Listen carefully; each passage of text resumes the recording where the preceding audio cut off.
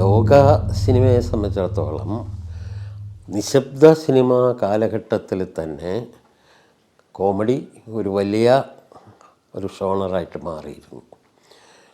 Comedy ചെയ്ത ആളുകളാണ് ഏറ്റവും വലിയ സംവിധായകരായിട്ട് മാറിയത്.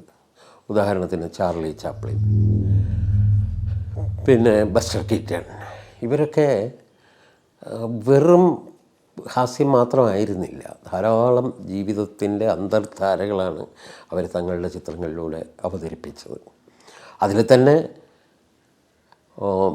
ചാപ്ലിനെ പോലെ മറ്റൊരാളെ നമുക്ക് കാണിക്കാൻ പറ്റില്ല. കാരണം ഈ ചാപ്ലിൻ എന്ന് പറയുന്ന നടൻ, സംവിധായകൻ, അദ്ദേഹം ഈ സിനിമയുടെ നൂറ്റാണ്ട് കഴിഞ്ഞ ഈ ചരിത്രമെടുത്ത് നോക്കിയാലും ഏറ്റവും വലിയ സംവിധായകനായിട്ട് നിൽക്കുകയാണ്. ഈ ഏറ്റവും വലിയ കൊമേഡിയനാണ് ഏറ്റവും വലിയ കലാപരമായ സിനിമയുടെ സംവിധായകനായിട്ട് നിൽക്കുന്നത്. ധാരാളം പഠിക്കാൻ